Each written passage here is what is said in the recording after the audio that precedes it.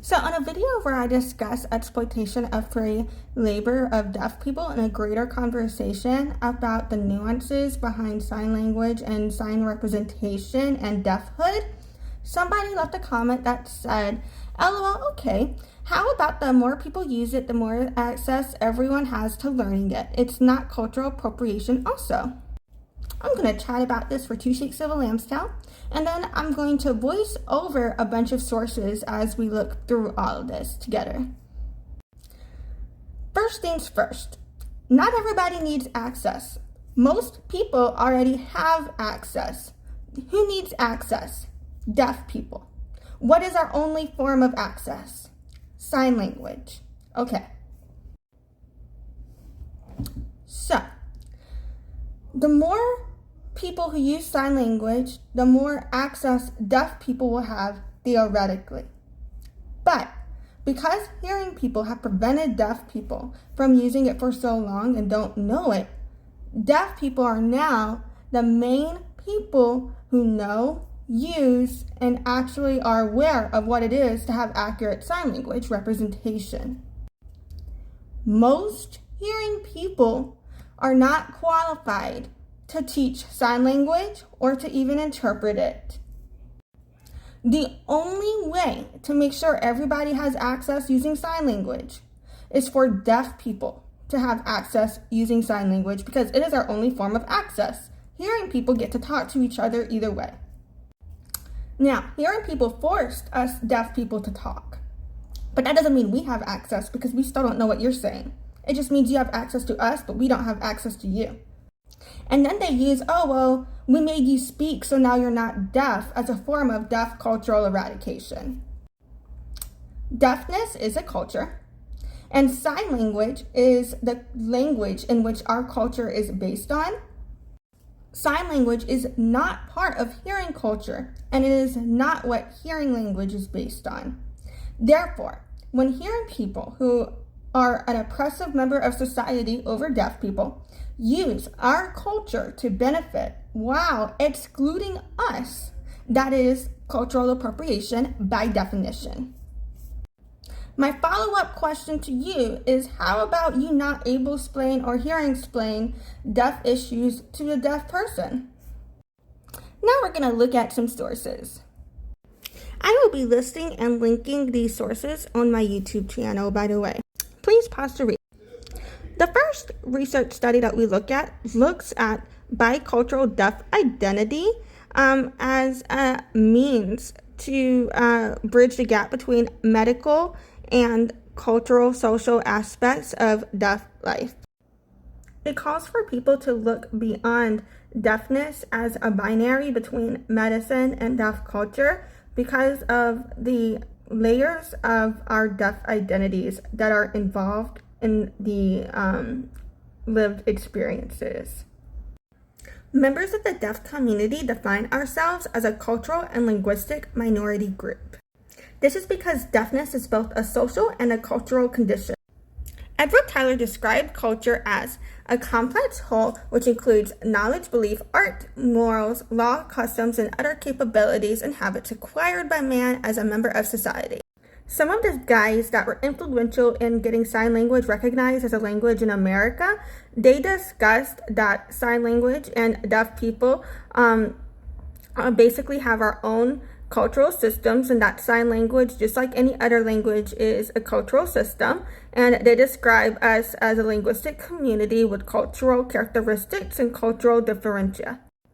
Ethnographic research basically refers to studying culture.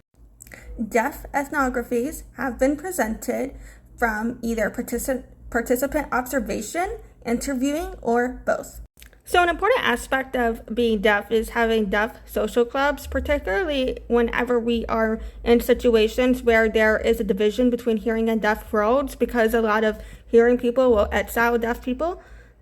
And so whenever we need a space where we can confirm that deaf people are going to have access in this given space, deaf social clubs become extremely important.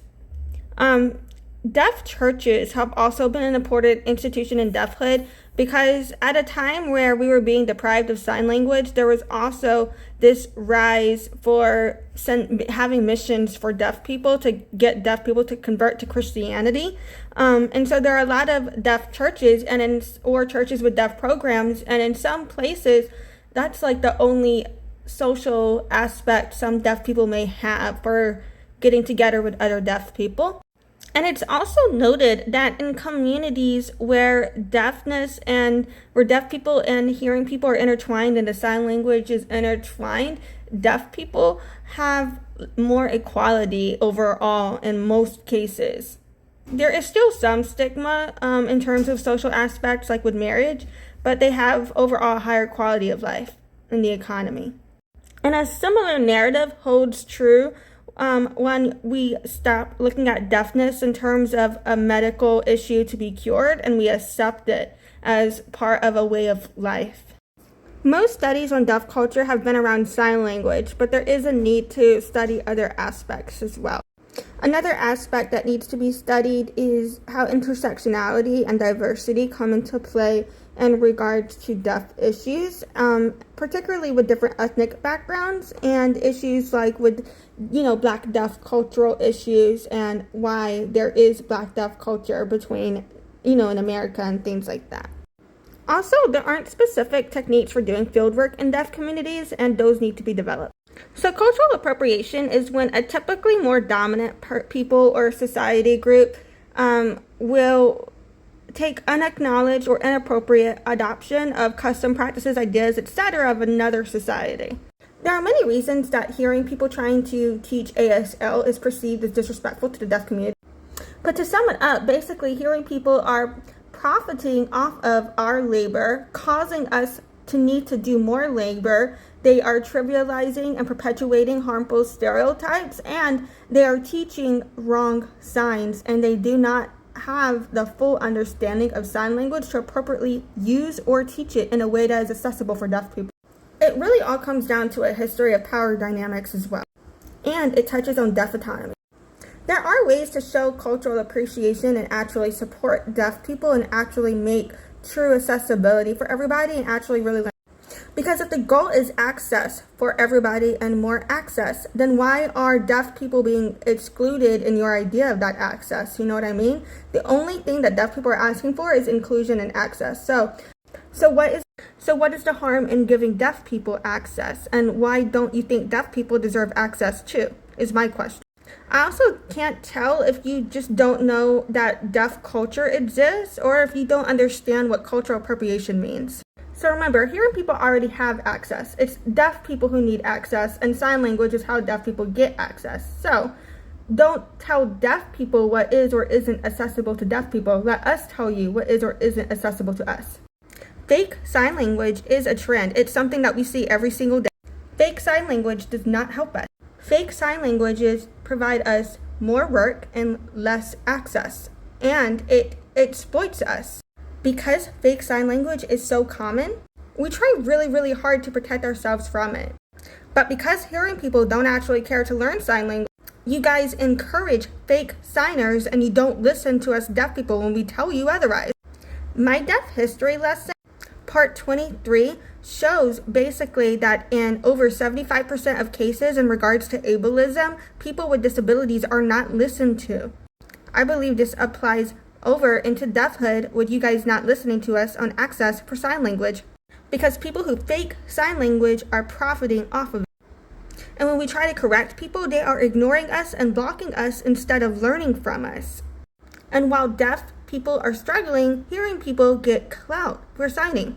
And to put it in perspective, people who have only signed for 5 years or less are only like 50% accurate at itself. People who sign for 10 years or more are only 80% accurate at interpreting.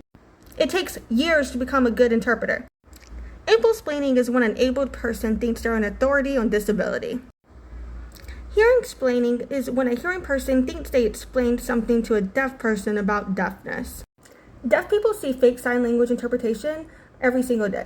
4 times fake interpretation got nationally called out included for Hurricane Irma, the University of Alabama football game, Tampa Seminole Heights murders, as well as Nelson Mandela Memorial. Please follow Deaf Family Matters, Miss Deaf Queen, and Rose of SeaTac.